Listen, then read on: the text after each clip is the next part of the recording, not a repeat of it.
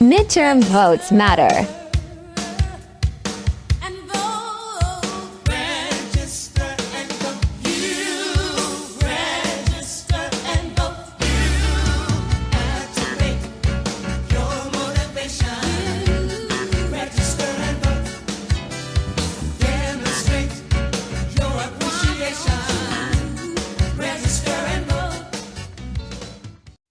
Hello, and welcome to the 2022 Good Trouble Voting Rights Podcast, sponsored by Black Women for Positive Change, featuring host Dr. Georgia Dunston and co-host Dr. Stephanie Myers. Take it away, ladies. Hello, everyone, and welcome to Black Women for Positive Change 2022 podcast, Good Trouble Voting Rights. We live in an era and at a time when our constitutional democracy form of government in the United States of America is under attack by powerful spiritual forces, and we are, as African Americans, engaged in warfare to save the soul of America. The Black Women for Positive Change 2022 Good Trouble Voting Rights Podcast is the place where we come together in community every second and fourth Wednesday of the month to talk and share national and local perspectives on voting rights, saving our American constitutional form of government of the people, by the people, and for the people, and to discuss political actions affecting women's and individual rights. I'm Dr. Georgia M. Dunston, chair of the Black Women for Positive Change Science Committee and co-chair of our Voter Rights Subcommittee. I'm here today as host of this first Black Women for Positive Change 2022 podcast. I am joined here today to kick off this podcast with a distinguished panel of co-hosts that include the two co-founders and national co-chairs of Black Women for Positive Change, Dr. Stephanie Myers and the Honorable Daun Hester, along with the Good Reverend Dr. Barbara Reynolds, chaplain of Black Women for Positive Change. I would like to ask each of my co-hosts to introduce themselves and give a word of greeting. Okay, well, we're glad to be on this show this afternoon, and I'm looking forward to communicating with our audience to talk about voting and voting rights. I'm Dr. Stephanie Myers, and I have a background as a small business owner in Washington, D.C., and an author and publisher, and have also had experience in government at the federal level, serving as a presidential appointee. I hand off to Dr. Barbara Reynolds. Hello, I'm Dr. Barbara Reynolds. I'm a journalist and chaplain for Black Women for Positive Change. Great. Handing off to Daun Hester. Please introduce yourself. Hello, everyone. Thank you for listening to us. I'm Daun Hester. I'm the current treasurer in the city of Norfolk, have been an elected official since 1996, serving as a city council person in Norfolk and vice mayor, and also serving as a state delegate representing the city of Norfolk in all those positions. I'm an educator by profession and a small business owner as well. We are here today to talk about why the launch of this podcast for Black Women for Positive Change 2022 agenda. Our greatest inheritance as African Americans is this nation's constitutional democracy form of government of the people, by the people, and for the people, based on the divinely inspired principle that all human beings are created equal, that we are endowed by our Creator with certain unalienable rights, that among these are life, liberty, and the pursuit of happiness. As a member of this panel, I bring a perspective to this podcast on good trouble, politics for the people. Today, our panel will share their life perspective on good trouble and why we as members of Black Women for Positive Change are introducing this podcast featuring good trouble, voting rights, constitutional democracy, women, and individual rights. So I will ask my co-host, Dr. Stephanie Myers, to introduce why Black women have initiated this podcast. Well, the critical need of voting is not any more critical today than it has ever been in the history of this country. It is critical and urgent. Our ancestors died in order to get us the right to vote. And as we go on in our show, Dr. Reynolds will talk about how she risked her life to get us the right to vote. Somehow we have to reach out to our people. And Black Women for Positive Change is saying, please make sure that your relatives, your uncle, your aunt, your neighbors, everyone on the street that you live on, the people in your church, everyone must vote, because that's how decisions are being made.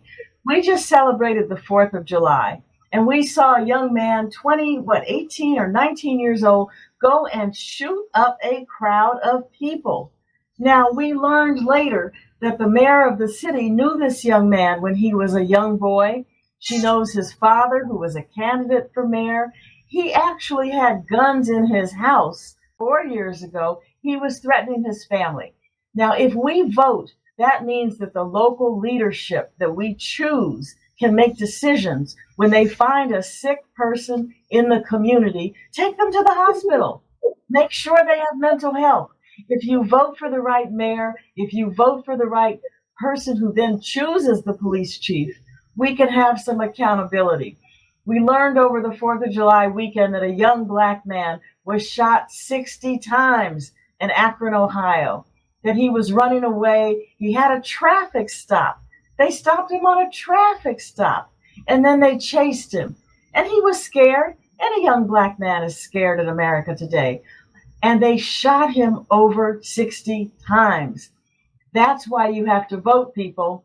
We have got to choose mayors, governors, state legislators, judges, people who are going to make the right decisions. And like it or not, people are not voting. Only in California, they had a 12% voter turnout in Los Angeles during the primary election 2 weeks ago. That's outrageous. So Black Women for Positive Change, we want to start a movement. And we want everybody listening to this podcast to start making a list of at least 25 people you're going to get to the polls. And if you don't get them to the polls, then you need to consider yourself to be a big nobody, because you've got to get out there and work. So those are my opening comments, and I hand off to one of our premier leaders, our chaplain, who has been in the streets, in the community, in the South, risking her life. Dr. Barbara Reynolds, tell us your story and why it's important to vote. Well, as a student in 1965, I was in Tennessee helping Black people to exercise their recently court-approved right to vote. I never thought that decades later I would still be in a similar fight. The Klan chased us then. We almost lost our lives. But of course, we were much more fortunate than the hundreds of Blacks and whites martyred fighting for this sacred right. Now, decades later, there are extremists who are still ready to steal, intimidate, and even kill to stop Blacks from voting. As a journalist for 40 years, I know voting is our voice, our power, and it is still a matter of life and death. Our votes will determine if we will have politicians in office who vote with the NRA to continue arming crazies with assault weapons that are tearing the flesh from innocent people, ensuring we are not safe anywhere. Our vote determines whether women can maintain control over their own bodies. In Ohio, a 10-year-old impregnated by her stepfather was forced to carry a baby to full term by new anti-abortion laws. Are we going to stand for that? And after Roe v. Wade goes down, next to go is affirmative action. And as Dr. Myers already said, a Black man running from police was shot 60 times in Ohio. Now, we know there are many good police, but aren't we tired of hateful cops using Black bodies as target practice? In our nation, the January 6th hearings clearly show if we don't act, our democracy will be replaced by autocratic white supremacists and their mob who will govern through corruption and intimidation. No more power to the people. The extremists are counting us out. Oh, they think we're not going to show up at the polls while they work overtime behind the scenes to make sure our votes don't count. But we all know that midterm votes matter. We can't drop the ball and go home at halftime. The midterms are the first half. We must stay in the game and overwhelm our opponents.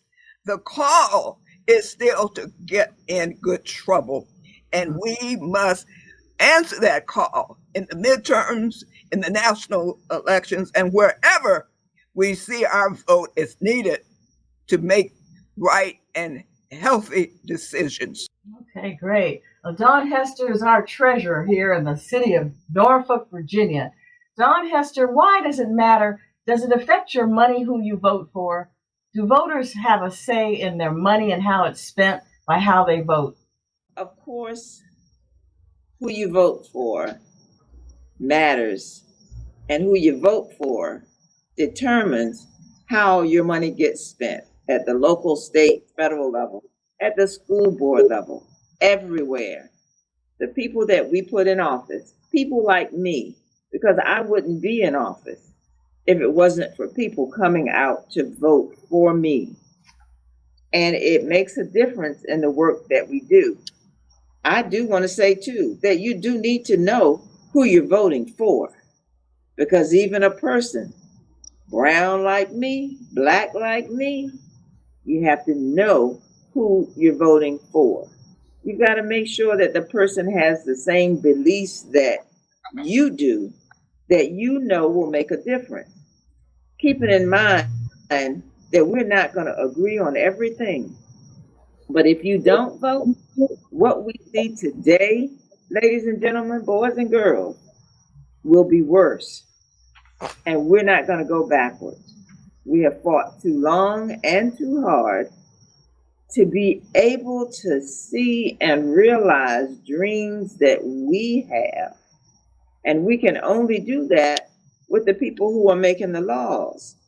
And we, yes, may be frustrated by what we see, by what we're hearing, but the more you know and the more you vote for people who believe and act in the way that you want them to as your representative, the better off we're going to be. I do not want to be a Russia. I don't want someone telling me what to do, where I can go. And that's an autocratic state, an autocratic country. I want to live in this country where our Constitution says we all have the right to live freely and to do things that we want and choose to do, to receive an education, to live in decent communities. We know we got a long way to go on some of that too, but all of that depends on who you elect and who you put in office at all levels. So yes, voting matters. Yes, you have to help register people to vote. You can do that online. You got to know the rules in your state and what they are. You have to work with people who are running for office to help them win. You have to vote. You have to tell everybody in your household, as Dr. Myers said, you cannot not vote. And this year is so critical for all of us and for our country.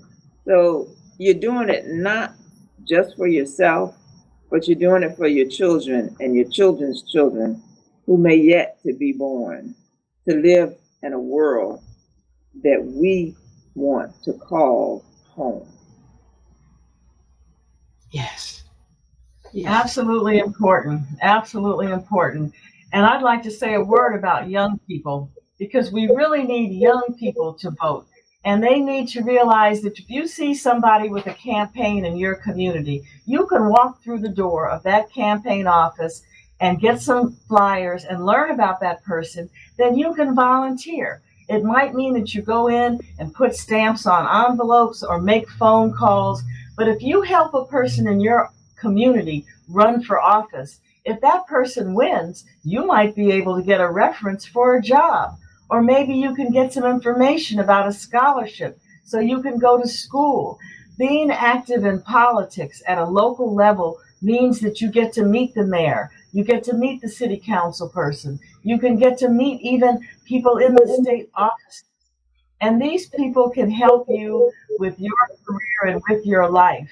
So being active in politics is more than just seeing big shots up on a stage talking in microphones. It means that you can really affect your life and the lives of your friends.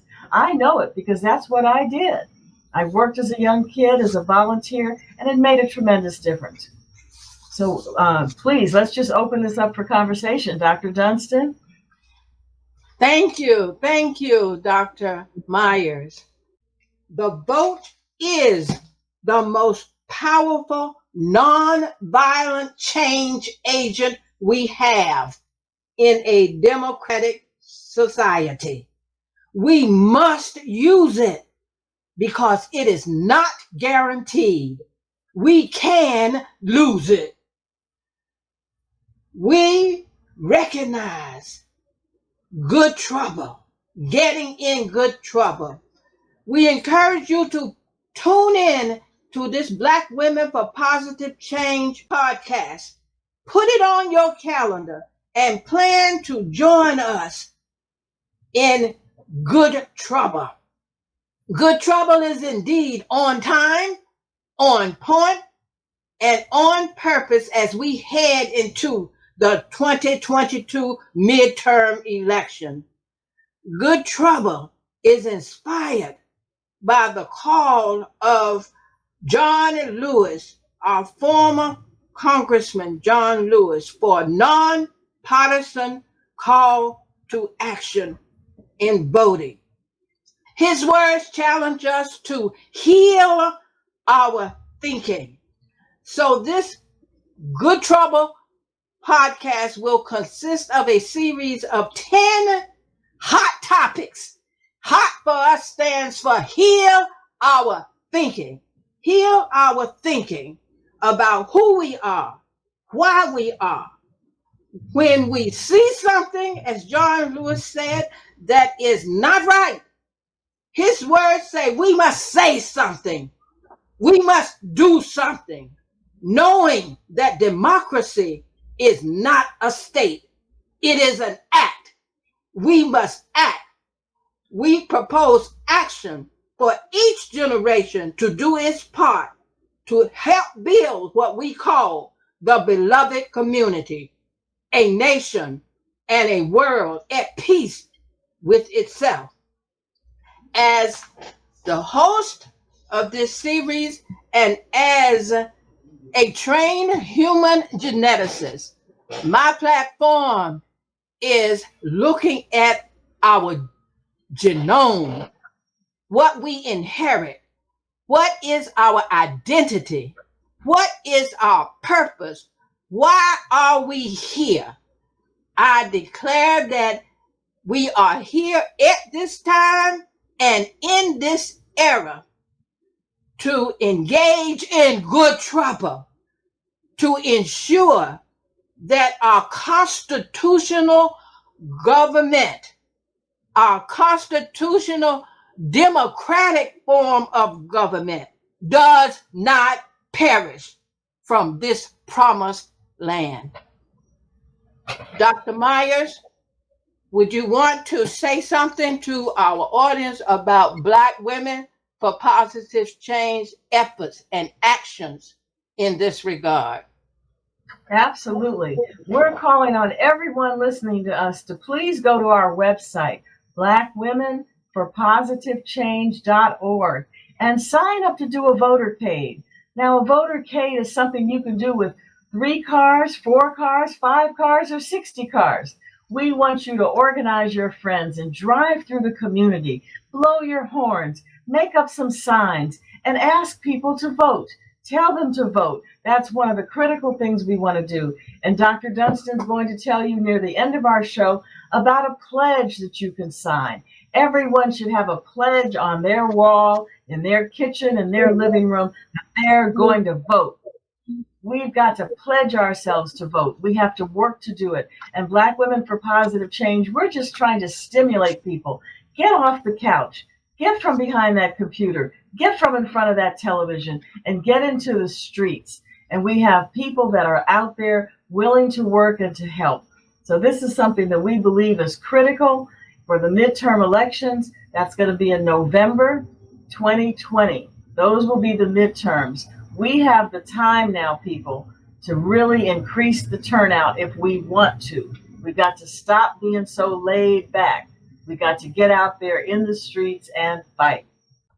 Reverend Reynolds, Daun Hester, Honorable Hester, you guys have something you want to say? Please go ahead.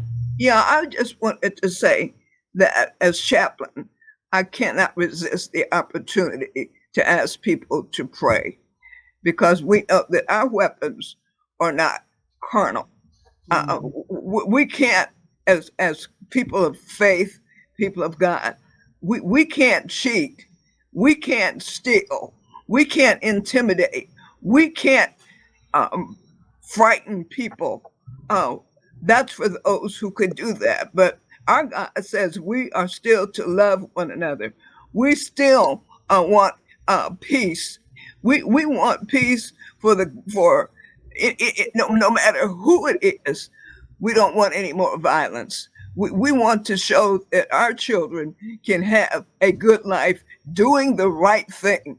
So let us, as we work, as we march, as we picket, as we protest, as we go to vote, still prayer, because God still will never fail us. This is how we got this far, by faith and not by bullets or intimidation. Yes. Right. Honorable Hester? I don't know how to express it enough that there are good people in elected office and there are bad people in elected office. And when I say bad people, I mean people who don't believe in taking care of all of us in this country. There is a select few that want to hold on to power for power and money's sake and control. And there are enough of us who don't want to be controlled. We want to live our lives as we dream. And without you voting, we miss this opportunity. So the opportunity is right in our hands. It takes a little sacrifice and a little time, because they're trying to make it hard for us to go to the polls and vote. However, we have time. We can make time, because we make time to do all the things that we want to do. And so voting has to be one of those things, everybody, that we just cannot afford not to do. So I just want to encourage you still to be encouraged, even when it's frustrating, even when life looks hard, because it is hard. Nobody ever said it was going to be easy, but it's how we live our lives that make a difference. And voting is one of those things that we have been given, and that, ladies and gentlemen, we can't let them take it away from us. I want to be a little more specific. When we talk about, say, our voting rights, And we've heard about the Supreme Court pushing that down to the state level, where the states have to determine our voting rights and what we can and can't do and what our polls look like and how the numbers are counted. At the federal level, in the House and in the Senate, they can codify, which is put into law, what we can do across the country. It gives standard rules that every state must operate under. And until we have more people in the Senate and keep the people that we have in the House and hopefully add some more, and when I say people who believe in the things that we do, then it's codified into law and it can't be taken away, or the Supreme Court can't change it or push it down to the states as they have done with voting rights and Roe v. Wade. And while we have so many rules, all 50 different states having different rules, it's not a way for a country, which is all 50 states, to operate. And so that's why voting makes a difference. That's why voting at your city council level makes a difference. If you live in some cities where things aren't happening the way that you think they should, yes, you should run for office. You will need people to vote for you, to help you get into that office. Voting makes a difference in everything that we do, from the cleaning of our streets, to our schools, to our roads, to our bridges, to our food, to everything that we touch, even what we breathe in the air. And that's why voting is so important, because people who are elected into office are the people who can make the difference. And we've got to get good people who want to do good trouble and put good rules into place that will help us to be the country that we want to live in. Okay. Well, our host, Georgia Dunston, Dr. Dunston, is going to close us out. We're coming up on at the end of our show, and thanks so much to everyone for joining us. Dr. Dunston. Thank you, Dr. Myers.